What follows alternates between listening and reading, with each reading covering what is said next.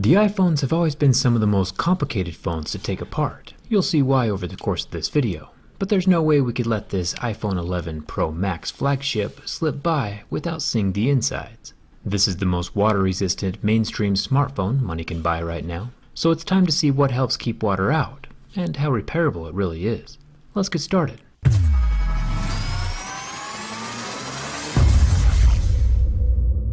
Since basically day one of the first iPhone's existence, Apple has been in the business of trying to keep people out of their phones, and this new iPhone appears to be no different. It has the same proprietary pentalobe screws holding the bottom of the screen to the stainless steel frame of the phone. It uses a screwdriver that's pretty easy to find online, but most people don't immediately have it on hand. I'll leave a link for a good toolkit in the description. Looking closely at the screw, it has black thread locker filling the gaps between the threads and the phone body. This helps keep the screw in place, as well as helps keep water out. The biggest opening for water to get inside the phone, though, is the screen. There is adhesive surrounding the whole rectangle, and in order to pull the screen off, I'll need to use heat to soften that adhesive, and a strong suction cup to pull on the screen, while adding some leverage with my pry tool between the plastic lip and the stainless steel frame. As I work my way around either side of the phone, lifting off the display, you can see the substantial amount of stringy, gooey black adhesive that holds the parts together. I'm taking special care to avoid the ribbon cables hiding along the edge of the right side. These cables are about as fragile as paper and can be torn very easily. You'll get a better look at them as the screen lifts off. They're down there through those gooey strands. At first glance, things look pretty standard for the iPhone. A ton of screws and the massive L-shaped battery. Thumbs up to Apple for adding battery life and thickness to their phones this year, instead of trying to go thinner. I'm also glad that the ribbons are all off to the side. Last year had a random ribbon cable coming from the center that made the screen removal quite a bit harder.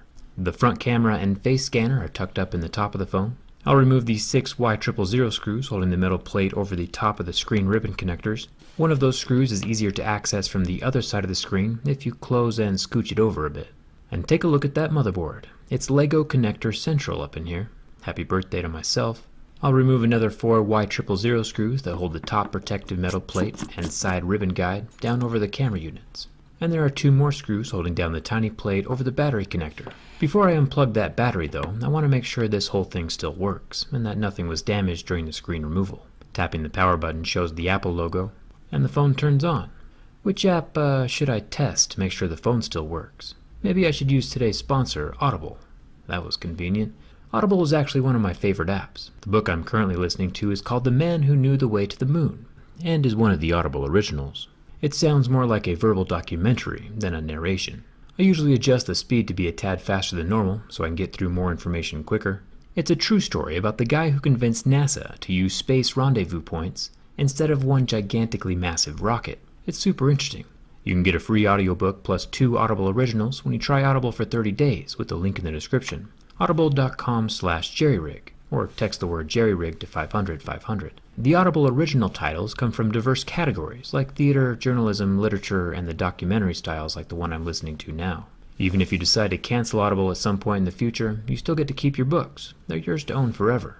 Audible.com/jerryrig, or text jerryrig to 500 500. And thanks to Audible for sponsoring this video. I'll unclip the battery connector like a little Lego from this smorgasbord of Lego connectors. The battery actually has 2 connectors. One is found down below by the charging port, so unclipping both of those is a good idea at this point. I just didn't know the second one existed until later. I'll unclip one of the charging port ribbons, and then I'll make my way down to the 3 main ribbons holding the screen to the body of the phone. The screen is significantly more simple this year than it has been for the previous years, which is definitely appreciated. It only has 3 screws holding the earpiece to the back of the display. Apple throws Phillips head screws randomly in here and there throughout the phone, so for those of you following along at home, this is the 3rd type of screwdriver we've used so far. The earpiece folds down, which lets us pry away the front sensors from the glass. Replacement parts will become more common and get cheaper as the phones get older. I'll try to link some in the video description as they become available. Screen replacements aren't super difficult on iPhones, and with the disappearance of 3D touch, the display is actually thinner and leaves more room for the larger battery. Speaking of which, I've had a few requests for a straight up clean video shot of the internals, so feel free to screenshot this, crop it, and use it as your phone wallpaper if you want. Just make sure to tag me on Twitter if you do. Let's remove the front camera and the Face ID depth scanner thingy. It's got 2 ribbon cables to unplug. Wait, nope, there's 3. Last one kinda just snuck in there. This little unit has the front 12 megapixel selfie camera, the one that can film in 4K and do those slofies. and also has the infrared dot projector and secondary camera for the Face ID. It's a pretty cool setup, and I'm glad it's not attached to the screen. It makes repairs easier. The 3 rear cameras each have their own ribbon cable attached to the motherboard. I can unclip each of those, and then the whole contraption comes right out of the phone. Apple really has made their design much more modular this year, and I'm a fan. Up at the top we get the normal 12 megapixel camera with optical image stabilizing. Down at the bottom we get another 12 megapixel 2x optical zoom camera, which also has optical image stabilizing.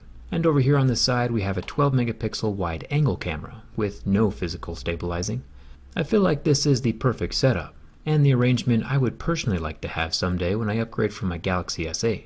I feel like Apple has finally brought way more features to the table with smartphones this year, and are finally competing at the same level of other flagships. Let's get this motherboard out. I'll unplug the charging port ribbon, but before I can pull that out, once again I need to switch back to the Y000 screwdriver. There are 3 screws running down the right side, keeping this cable with the metal bracket tucked to the side of the phone. The next 3 screws are a bit trickier. These are called standoff screws, and they hold the motherboard in place. If you don't have a standoff remover, I can usually take a flat screwdriver bit and just twist the screw around in a circle from one side. And as the screw comes out, you can see that a standoff screw is actually a screw that has a screw hole inside, a screw within a screw. They are annoying to work with, but Apple uses them to save space and stack things on top of each other. Speaking of saving space, once those screws are out and the SIM card tray is removed, the whole motherboard is ready to come out of the phone. And this, my friends, is it. This is the whole thing. The brains and brawn of the whole iPhone operation is sandwiched between these 2 stacked boards. One thing I'm pretty impressed with on the iPhones this time around is that all the solder connecting the circuits inside of this motherboard is made from 100% recycled tin. You might be thinking, nice work Apple on recycling that tiny drop of tin. But because Apple is using recycled tin in not only their iPhones, but the MacBook Air, the iPad Air, and the iPad Mini, it adds up to over 29,000 metric tons of tin ore that they don't need to mine from the earth. It's a pretty substantial achievement, and I'm glad Apple's doing it. Let's keep going deeper. The Taptic vibrator engine is down here below the battery, near the charging port. It's got 3 little screws holding it in place, and I'm going to set those off to the side to help keep things organized. A lot of phones you can take apart and just toss the screws helter-skelter, but since basically every screw in here is a different shape and size, it's very important to keep them organized. With the metal plate gone and the vibrator unclipped from the charging port, we get our first close-up of the Taptic engine. It's nice of Apple to include their logo in case we forgot what phone we're taking apart. This little guy is also using 100% recycled rare earth elements. Since we don't have an unlimited earthly supply of these magnets, I'm glad Apple is now going through the effort to reuse and recycle parts of their phones. I'll remove one more screw and pull off the metal plate over the microphone hole, and check out all that white adhesive over the hole to help keep water out of the microphone.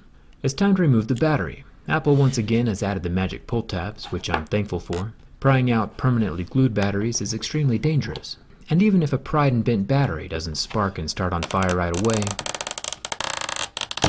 it'll still be damaged internally, and it'll start to puff up and expand over time. These pull tabs make battery removal much safer. Yeah, they are still pretty fragile and break every now and then, but it's still much better than what Samsung is currently doing with the permanent adhesive in their phones.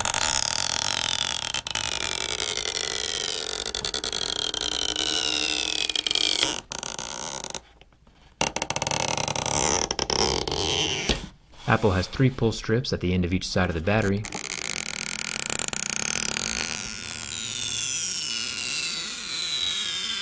And I was successful enough with most of them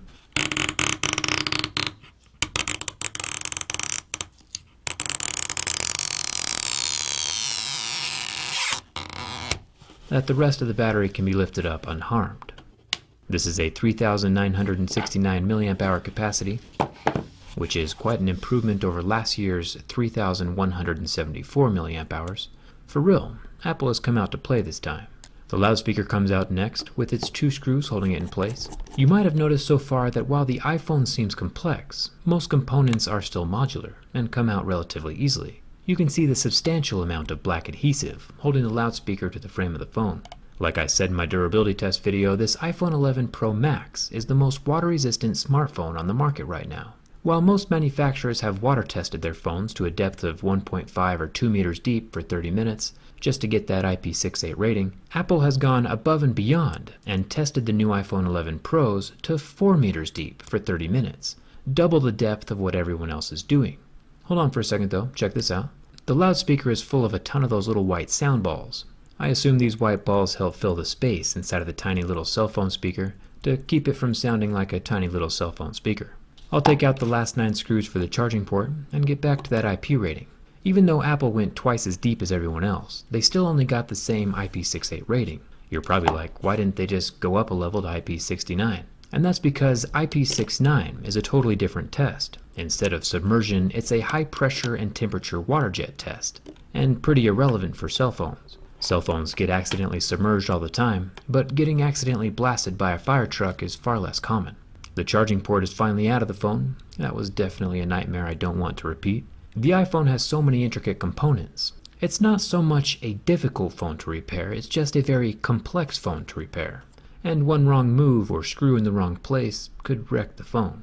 If you do end up breaking your back glass and don't have insurance, you can either pay Apple $599 to fix it, or just buy a replacement housing and swap over each component individually. Yeah, it's gonna be pretty extremely painful either way. Apple's still kind of being a big jerk where that's concerned. I think you should just get a case before it breaks. I'm pretty impressed with Apple for stepping up and going above and beyond the bare minimum that they usually do. This time Apple has given customers the specs and features they're paying for, and that always hasn't been true in the past. Of course, in my opinion, Androids can still accomplish more. I'm not ready to switch sides just yet, but I am glad that Apple has stepped up with enough performance to match the price tag, and is doing it with recycled and recyclable materials. We can all appreciate and support that.